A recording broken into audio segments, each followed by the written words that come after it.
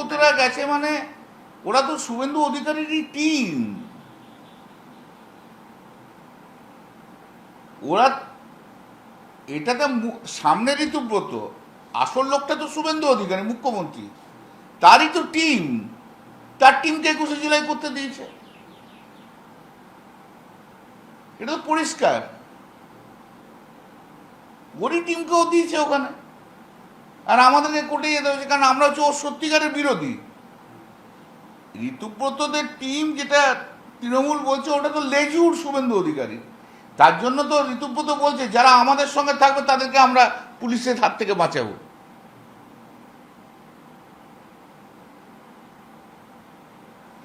আপনারা কোথায় করবেন? আমরা তো কেস ফাইল করেছি, কালকে হবে। আপনারা কি চাইছেন, কোথায় আপনার জায়গা চাইছেন? কোর্ট যেটা ডিসাইড করে দেবে সেটাই হবে, আর কি আছে। আপনারা কোনো অপশন দিয়েছেন? অপশন তো আমাদের অরিজিনাল অপশন তো আছে, তা সত্ত্বেও যেখানে দেবে সেখানে হবে, কি আছে।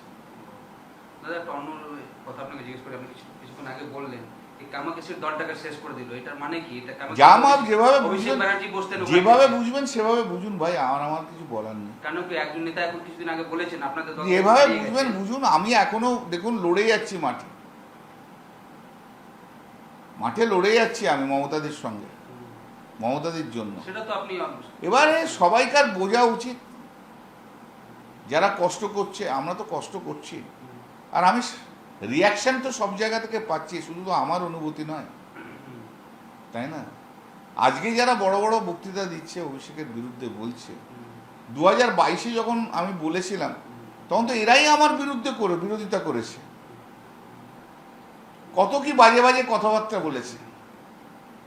এবং সেদিনকে মমতাদি আমার পাশে না দাঁড়িয়ে থাকলে আমাকেই হয়তো দলটা ছেড়ে চলে যেত হতো, এত প্রচন্ড বিরোধিতা হয়েছে,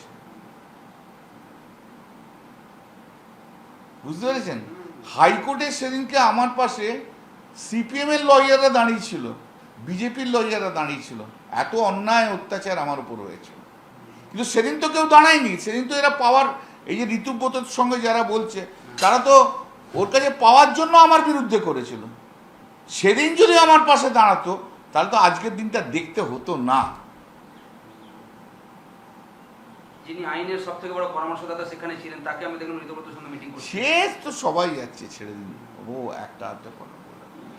দাদা এরকম একটা প্রস্তাব এসেছিল, আমি কিছুদিন দেখলাম আপনার নেতারাই বলছিলেন কি অভিষেক বন্দ্যোপাধ্যায় যদি সরিয়ে দেওয়া হয় তাহলে এখনো দলটা পুরোনো জায়গায় চলে আসবে। দেখুন এটা নিয়ে একটু বড্ড কন্ট্রোভার্সিয়াল, আজকের দিনে দাঁড়িয়ে আমি আর কি বলবো। আমার বক্তব্য হচ্ছে যে ভাই তোমরাই তো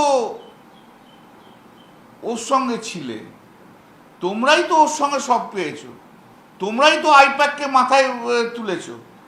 তোমাদের মধ্যে কেউ সুমিত যদি দুবার কথা বলে তো জীবন ধন্য হয়ে গেছে তোমাদের।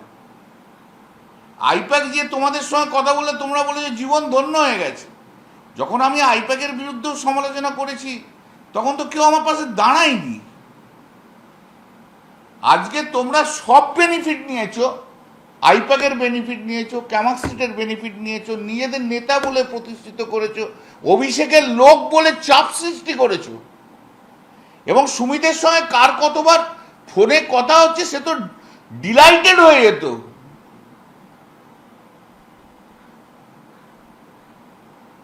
আজকে তারা অভিষেকের বিরুদ্ধে বলছে। অভিষেক তো আর যাই হোক অনুব্রত মণ্ডলকে তো গরু চুরি পাথর চুরি করতে বলেনি, অভিষেক তো আর যাই হোক ঋতুব্রত